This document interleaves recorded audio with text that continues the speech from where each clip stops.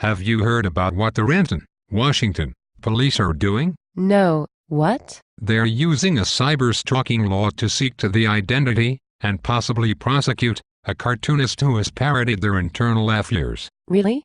They must really have an issue with transparency or otherwise having the public know what goes on within their office. Apparently.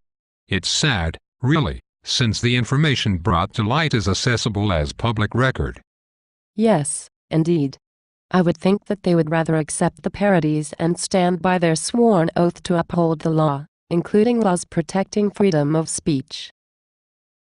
Why are they even bothering? Apparently, some officers within the Renton police officers offended by the cartoons and wanted to know who created the parody. Since the cartoons were posted on the internet under a pseudonym, the only way they can find out who is responsible for them is to seek a search warrant to compel Google, as the owner of YouTube, to tell them.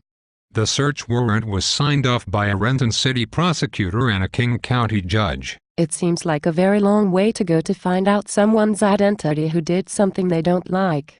How do you know all this? The warrant was made public on KiroTV.com. It spells out all the reasons for the warrant.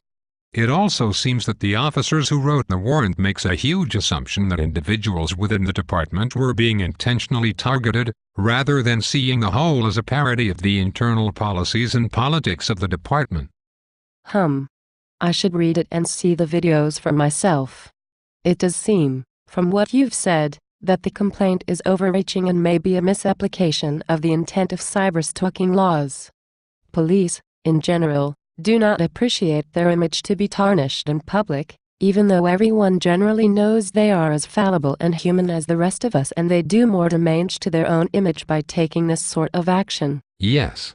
I am surprised at this in that there have been many TV shows over the years that were based on true stories that have shown police in a bad light, with the names changed to protect the innocent.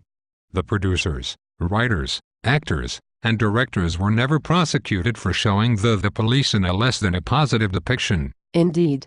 Some of those shows were also situation comedies. And, let's not forget, Hollywood in the early years of silence film and the Keystone Cops as bumbling idiots, and numerous cartoon depictions since that have been less than flattering to police officers. And that's not even getting into contemporary reality TV shows featuring police on duty. In light of all this, it does seem that the Renton Police Department does have serious internal management issues to address. This action on the part of the department may be an overreaching of authority. It certainly does nothing to build public confidence in the police force, let alone in individual officers. Well, one thing is certain. The Renton, Washington, Police Department will now be under much more public scrutiny as a result of this warrant than they would have been had they just left well enough alone.